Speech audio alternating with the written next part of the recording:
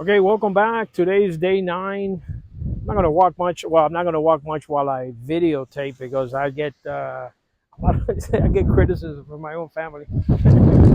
What are you doing? You look exhausted. Yeah, try walking on soft sand. Anyway, my name is Rick Suarez. I'm the creator of the Nutty Real Estate Professor.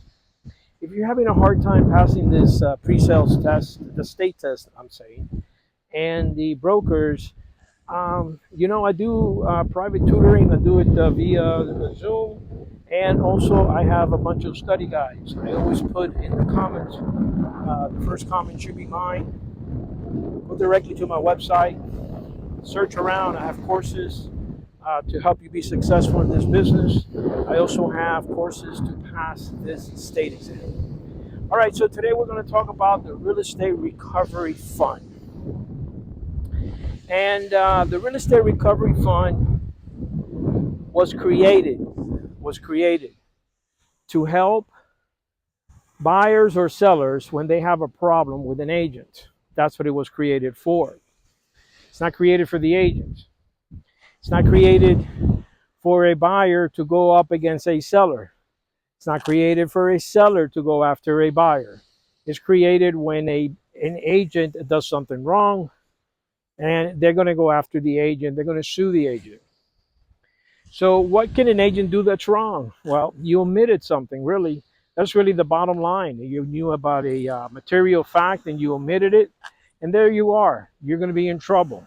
Do know that you're stuck with the transaction up to 5 years, not up to 5 years after you close. That's a long time. So just disclose everything. It's really the best way to do things. It really, really is. If the deal's not going to close, so what? Get another deal.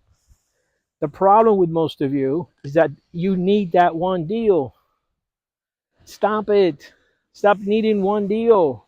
Have 5, have 10 pending deals. This way, if you lose a deal, yeah, it hurts, but you're not going to be out of the business. That's really bottom line. And if you're not there, you need to work to get there. That's what it's about. So how does the real estate recovery fund actually work? Like this.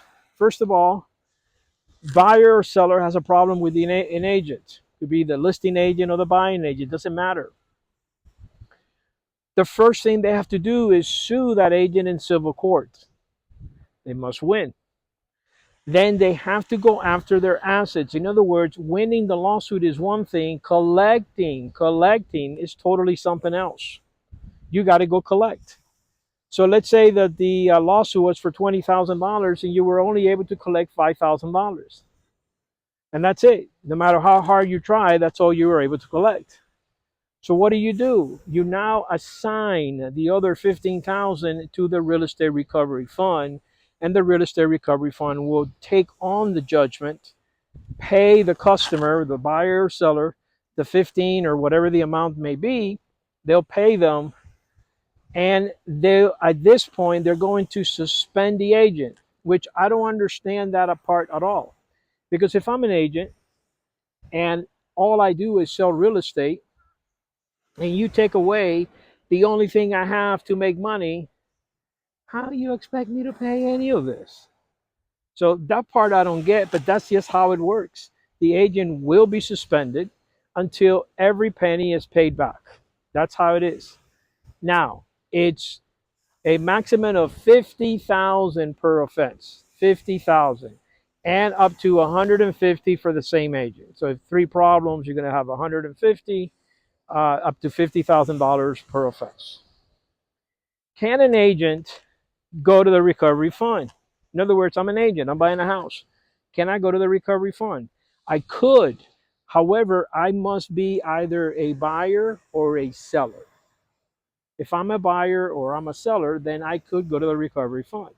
But imagine, I have to be represented by an agent. I have to be a buyer or a seller. And if I have a problem, hopefully not with my agent, but with the other agent, I could go to the recovery fund. Doesn't make any sense. I'd rather be an agent representing myself. I be the buyer and I want my commission. Simple. I'm not going to look at having any issues on any transactions anyway. That's the way to look at things. Now, how is the real estate recovery fund maintained? By fees and fines. If you're an agent, you're paying $1.50 per year. So every time you renew your license, it's $3. If you're a broker like myself, it's $3.50 per year. So it's $7 every renewal. Guess what? I haven't paid it in the last 3 renewals, and that's 6 years. I'm about to renew now for the fourth time. That's 8 years I haven't paid. They have a minimum and a maximum. When we reach the maximum, which is $1 million, they don't collect those fees anymore. And they let it go down to $500,000. And then when they get there, they start collecting the fees all over again. I am being told that the fees are sitting somewhere north of almost $2 million. That's how much agents are being fined. Sad, but it's true. Anyway, that's how the real estate recovery fund works. I hope you got some information out of that. And again, if you need my services, just go down to the comment section, go to my website. I have study guides, I do private tutoring, I have courses to help you pass. It's also extremely inexpensive. So if you need me, also give me a phone call. All right, till tomorrow. Tomorrow it will be day 10. Tomorrow will be 1/3 done. Take care. See you then.